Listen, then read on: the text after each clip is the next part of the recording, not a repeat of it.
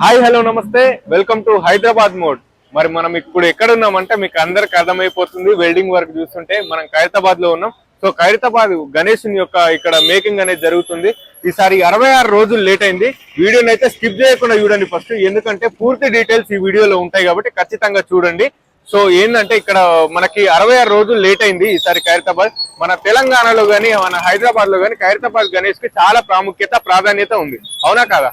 మరి 1954 సంవత్సరంలో ఒక్క అడుగుతో స్టార్ట్ అయిన భారీ వినాయకుడు మన ఖైరతాబాద్ వినాయకుడు మరి ఈసారి 2024లో 70 అడుగులతో మరి మనకు దర్శనం ఇవ్వబోతున్నాడు. నిజంగా చూసుకున్నట్టయితే మనకి ఎందుకు ఈ 70 అడుగులది కాన్సెప్ట్ అంటే 70 సంవత్సరాలు అవుతున్నది ఖైరతాబాద్ లో వినాయకుడిని పెట్టడం కాబట్టి ఈసారి 70 అడుగులతో ఇప్పుడు గణేశుని అయితే ఇక్కడ ప్రతిష్ఠించడం అయితే జరుగుతుంది. సో మన తెలంగాణ రాష్ట్రంలో ఎక్కడెక్కడ గ్రామాల నుంచి కావచ్చు, మారుమూల గ్రామాల నుంచి కూడా ఖైరతాబాద్ వినాయకుడిని దర్శనం చేసుకోవడానికి అయితే చాలా జనాలు వస్తారు. మరి మేకింగ్ అయితే జరుగుతుంది. ఈసారి 66 రోజులు లేట్ అయినప్పటికి కూడా మరి పనులు అయితే చాలా పూర్తిగా అయిపోతున్నాయి. మనం చూసుకున్నట్టయితే ఇక్కడ వెల్డింగ్ వర్క్స్ అయితే నడుస్తున్నాయి. మరి ఇక్కడ మనం చూసుకున్నట్టయితే వినాయకుని దగ్గరకు వచ్చేసినాం. మనం పాదాలు చూడండి, ఇక్కడ నిలబడితే పాదాలకి సమానంగానే ఉన్నాం మనం, అంతే పాదాల వరకే ఉన్నది మన హైట్ కూడా. అక్కడ మూసికం చూడండి, మూసికం కూడా చాలా అద్భుతంగా ఉంది. పక్క మనకి ఎక్కడ ఏ చిన్న మట్టి వినాయకుడు అయినా సరే, ఏ వినాయకుని పెట్టినా సరే మూసికం అయితే కంపల్సరీ ఉంటది. ఎందుకంటే వినాయకుని వాహనం కాబట్టి. చూడండి ఎంత ముద్దుగా ఉందో, నిజంగా పాదాలు చూడండి ఎంత అద్భుతంగా తయారు చేసిరో. నిజంగా ఇక్కడ నిలబడితే మట్టి వాసన వస్తుంది, ఎందుకంటే మట్టితో తయారు చేసిరు కాబట్టి.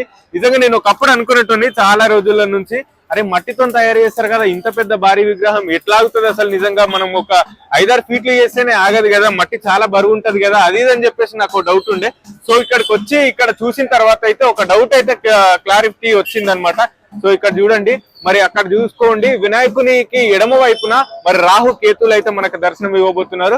నిజంగా అద్భుతంగా అనిపిస్తుంది. ఇప్పుడే ఇంకా పూర్తి కాకముందుకే ఇప్పుడే నిజంగా అయిపోయిందా, ఇంత అద్భుతంగా చేసిరా అనిపించింది. మొత్తం అయిపోయేసరికి ఇంకొక రేంజ్ లో ఉంటదని చెప్పుకోవచ్చు.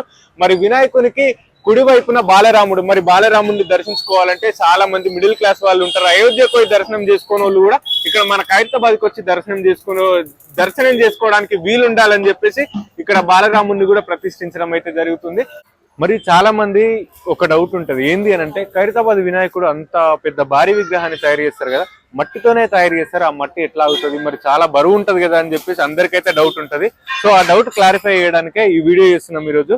మనం చూసుకున్నట్టయితే ఇది రాజస్థాన్ నుంచి తెప్పించిన మట్టి అనమాట. మన దగ్గర కూడా దొరుకుతుంది, కాకపోతే అక్కడ మంచిగా ఉంటది అని చెప్పేసి అక్కడ నుంచి ఎప్పటి నుంచో తెప్పిస్తారంట.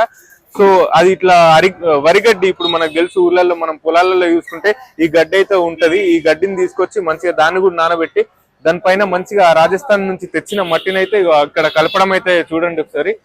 అట్లా కలిపేసి మంచిగా మిక్సీ చేసి, కానీ ప్యూర్ మట్టి వాసన వస్తుంది. నిజంగా మట్టితో ఆగుతుందా అనే డౌట్ చాలా మందికి ఉంటది. నిజంగా నిజమైన మట్టి అది. నిజంగా వరిగడ్డితోని అట్లా రౌండ్ గా చేసిన తర్వాత దానిపైన మట్టి పూసేసి ఇట్లా లేయర్స్ గా తీసుకుపోయి అక్కడ అతికిస్తూ మన అతిపెద్ద భారీ విగ్రహాన్ని అయితే తయారు చేస్తారనమాట. సో ఇట్లా ఏంది అని అంటే మట్టితోనే చేస్తారు, కాకపోతే వెయిట్ అనేది ఎక్కువ ఉండదు కాబట్టి ఇట్లా తయారు చేయడానికి అయితే రీజన్ అనమాట. చాలా ఎంత మంచిగా చేస్తున్నారంటే నిజంగా అసలు మన వినాయకుని పోస్టర్ లో ఉన్నట్టు డైరెక్ట్ గా అదే విధంగా ప్రతిష్ఠిస్తున్నారు. మేకింగ్ చేసే వాళ్ళకైతే హ్యాట్సాప్ అని చెప్పుకోవచ్చు. నిజంగా ఈసారి అయితే మరి అత్యంత మరి భారీగా అయితే రెడీ అయిపోతుంది. మరి ఇక్కడ మనం చూసుకున్నట్టయితే సీతారాముల కళ్యాణం అనేది ఇక్కడ మనం చిత్రపటంలో చూసింది అయితే ఇక్కడ మేకింగ్ అయితే జరుగుతుంది. ఈ మేకింగ్ అనేది అయితే మొత్తం ఇప్పుడే నార్మల్ గా చూస్తుంటేనే మొత్తం బూజ్ బంప్స్ వస్తున్నాయి. నిజంగా మొత్తం అయిపోయినాక చూస్తే వేరే లెవెల్ అని చెప్పుకోవచ్చు. నిజంగా చూడండి, ఇక్కడ ఉన్న వాళ్ళు కూడా ఎవరి పైన వాళ్ళే ఇంట్రెస్ట్ పెట్టి మంచిగా వాళ్ళ పని వాళ్ళే చేసుకుంటున్నారు. సో ఇక్కడ చూసుకున్నట్టయితే అక్కడ వెల్డింగ్ వర్క్ నడుస్తుంది మంచిగా. అక్కడ వెల్డింగ్ వర్క్ అయితే నడుస్తుంది. వెల్డింగ్ వర్క్ వినాయకునికి మనకు పూర్తి అయిపోయినప్పటికి కూడా కొన్ని ప్లేస్లలో ఇంకా పూర్తి కాకపోవడం వల్ల ఈ వెల్డింగ్ వర్క్ అనేది జరుగుతుంది. మనం అక్కడ చూసుకున్నట్టయితే అక్కడ కూడా వెల్డింగ్ వర్క్ జరుగుతుంది. సో వినాయకుని చూడండి, నిజంగా అసలు ఇప్పుడే ఏదో మస్తు అనిపిస్తుంది నాకైతే. సో మనం ఇక్కడ చూసుకున్నట్టయితే అందరికి 80% క్లారిటీ అయితే వచ్చింది దీనివల్ల. ఎందుకనంటే మేకింగ్ అనేది తొందరగా ఫాస్ట్ గా అయిపోతుంది. మనం ఒక 1 వీక్ బ్యాక్ వచ్చినాం ఆల్రెడీ ఇక్కడికి, పోస్టర్ రిలీజ్ కి వచ్చినాం కాబట్టి 1 వీక్ కి ఇప్పటికి చూసుకుంటే మేకింగ్ అయితే ఆ రోజు పాదాల వరకే మట్టిని అయితే అప్లై చేసారు వినాయకునికి. సో ఈ రోజు మనం చూసుకున్నట్లయితే మొత్తం 7 ముఖాలు అయితే రెడీ అయిపోయినాయి. మరి అదే విధంగా ఈసారి ఖైరతాబాద్ లో మహాగణపతి మనకి ఏ విధంగా దర్శనం ఇవ్వబోతుందంటే 7 ముఖాలతో, అదే విధంగా 16 చేతులతో మనకు దర్శనం ఇవ్వబోతున్నాడు. అత్యంత భారీ విగ్రహం మన తెలంగాణలోని మన హైదరాబాద్ లో ఖైరతాబాద్ వినాయకునికి అయితే చాలా ప్రాధాన్యత ఉంటది. చాలా ప్లేస్లలో గల్లీ గల్లీకి గణేష్ పెట్టినప్పటికి కూడా ప్రతి ఒక్క గల్లీలో వచ్చి ఇక్కడ మన ఖైరతాబాద్ గణేష్ అయితే దర్శనం చేసుకుంటారు. మరి నిజంగా చాలా అద్భుతంగా అనిపిస్తుంది. ఎన్నో జన్మల పుణ్యం చేసుకుంటే తప్ప ఇక్కడికి వచ్చి ఇట్లా మాట్లాడలేదు అని నేను అనుకుంటున్నా. నిజంగా చాలా మస్తు అంటే మస్తు హ్యాపీ అనిపిస్తుంది నాకు.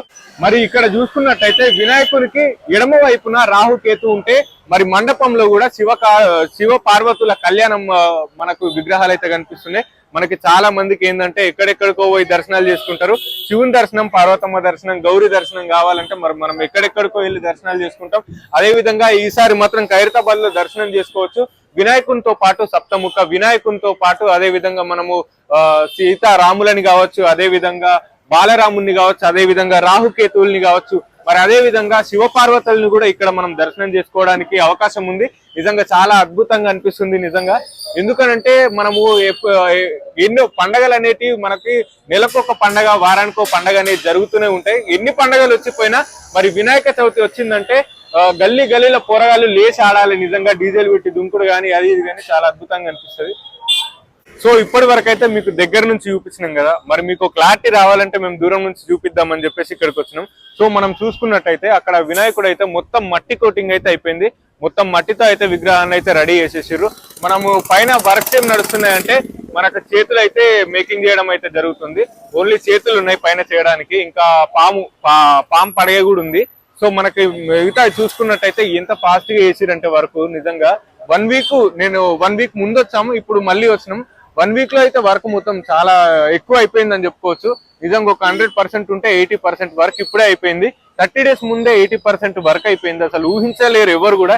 ఎందుకంటే 66 రోజులు లేట్ అయింది కాబట్టి మరి అవుతుందో కాదో, లేట్ అవుతుందేమో అది ఇది అని చెప్పేసి అనుకున్నారు, కానీ ముందే అయిపోతుంది అని చెప్పేసి అందరికీ క్లారిటీ అయితే వచ్చింది. మనం చూసుకోండి, నిజంగా చాలా అద్భుతంగా కనిపిస్తుంది ఇక్కడ నుంచి చూస్తే. మరి కుడి వైపున అయితే మనకు బాలరాముడు కూడా కనిపిస్తున్నాడు. ఇక్కడ నుంచి చూడండి, దూరం నుంచి దగ్గర నుంచి చూసిన దానికంటే దూరం నుంచి చూస్తే చాలా అట్రాక్టివ్ గా కనిపిస్తుంది. ఎందుకంటే పూర్తి కానప్పటికి కూడా నిజంగా అయినా సగమైనా సరే నిజంగా వచ్చి ఇక్కడే నిలబడినారా అన్నట్టు అనిపిస్తుంది నిజంగా. మరి ఎడమ వైపును చూసుకుంటే రాహుకేతు గాని, నిజంగా మండపం చూడండి ఎంత హైట్ లో వేసిరు. నిజంగా అన్ని కట్టెలు అంత అద్భుతంగా వేసిరు. మళ్ళీ ఒకదానికి ఒకటి తాకకుండా వాళ్ళు మనుషులు పట్టే విధంగా అంత సైజులోనే కట్టెల్ని చాలా అంచెలంచెలు అయితే పెంచడం జరిగింది. నిజంగా వర్షం పడితే తడిచిపోదా అది అని చెప్పేసి డౌట్ ఉంటది కావచ్చు మీ అందరికి. సో ఏదేమైనప్పటికి కూడా వర్క్స్ అయితే అసలు ఆపరు. నిజంగా వినాయకుడు అంటే మన ఖైరతాబాద్ లో నిమజ్జనం అయ్యే వరకు కూడా చాలా హవా ఉంటదని చెప్పుకోవచ్చు. స్టార్ట్ అయ్యే 100 రోజుల ముందు ఇప్పుడు వినాయకుడిని ప్రతిష్ఠించే 9 రోజులు అయితే మరి ఇక్కడ సంబరాలు అయితే 100 రోజుల నుంచే స్టార్ట్ అయిపోతాయి. మళ్ళీ అదే విధంగా వినాయకుడిని నీటిలో నిమజ్జనం చేసినప్పటికి కూడా ఇంకా కరిగే వరకు కూడా సంబరాలు చేసుకుంటూనే ఉంటారు. నిజంగా అంత అద్భుతంగా ఉంటది. మరి ఖైరతాబాద్ గణేశుని చూడడానికైతే ఇక్కడ వేల మంది వస్తారు. నిజంగా లక్షల మంది వచ్చి దర్శనానికి అయితే వస్తారు. మరి ఇక్కడ ఎవరైనా డొనేషన్స్ ఇవ్వాలనుకుంటే అక్కడ చూసుకోండి, మనకు డొనేషన్ కౌంటర్ కూడా ఉంది. చాలా మంది ఏంటంటే వినాయకునికి చందా రాయాలి, వినాయకునికి విరాళం ఇయ్యాలి అనుకుంటారు చాలా మంది. కానీ వినాయకునికి చందా రాయాలి గలీలలో అనుకునే వాళ్ళు ఉంటారు. ఖైరతాబాద్ వినాయకునికి చందాలు రాయాలి, డొనేషన్ ఇవ్వాలనుకునే వాళ్ళు ఉంటారు. సో డొనేషన్ చేయాలనుకున్న వాళ్ళైతే దగ్గరకు వచ్చి అక్కడ ముందు మనం చూసుకుంటే డొనేషన్ కౌంటర్ అవుతుంది. సో అక్కడికి వచ్చి మనం డొనేషన్ ఫోన్ పే అయినా ఇవ్వచ్చు, క్యాష్ అయినా ఇవ్వచ్చు.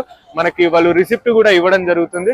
సో నిజంగా చూసుకోండి, ఎవరి వర్క్ లో వాళ్ళు బిజీ అయిపోయినారు. నిజంగా మంచిగా చేస్తున్నారు, అసలు ఫుల్ టైం వర్క్ చేస్తున్నారు, హార్డ్ వర్క్ చేస్తున్నారు అని చెప్పుకోవచ్చు. ఎందుకంటే వాళ్ళు హార్డ్ వర్క్ చేస్తున్నారు కాబట్టి మనం హార్డ్ వర్క్ చేస్తున్నారని తప్పకుండా మనం యాక్సెప్ట్ చేయాలి. ఎందుకంటే వాళ్ళు ఎంత హార్డ్ వర్క్ చేస్తే అంత పూర్తిగా ఈ ఏర్పాట్లు అనేటివి మళ్ళీ అదే విధంగా మేకింగ్ అనేది పూర్తి అయిపోతుంది. ఒకసారి మీరు కూడా ఆలోచించండి. ఇంకా వచ్చి చూడాలంటే చూడండి, నిజంగా చాలా అద్భుతంగా అనిపిస్తుంది. ఖైరతాబాద్ గణేశుని మేకింగ్ కు ముందు చూడండి, అదే విధంగా మేకింగ్ అయిపోయిన తర్వాత నవరాత్రులు అప్పుడు వచ్చి కూడా మీరు చూడొచ్చు. నిజంగా మంచిగా అనిపిస్తుంది. నిజంగా ఇప్పుడే వినాయక చవితి వచ్చిందేమో, ఇంకా 2 రోజులు 3 రోజులు ఉందేమో అన్నట్టే అనిపిస్తుంది నాకైతే. నిజంగా చూడండి, ఇప్పుడైతే జనాలు అయితే ఇక్కడ ఎవరు లేరు. ప్రశాంతంగా మంచిగా మాట్లాడదామని చెప్పేసి ఈరోజు ఈ వీడియో చేయడం జరుగుతుంది. సో మా వీడియో కనుక మీకు ఖచ్చితంగా నచ్చినట్టయితే లైక్ చేయండి, షేర్ చేయండి, కామెంట్ చేయండి. మా ఛానల్ ని సబ్స్క్రైబ్ చేసుకుని వాళ్ళు ఉంటే సబ్స్క్రైబ్ చేసుకోండి.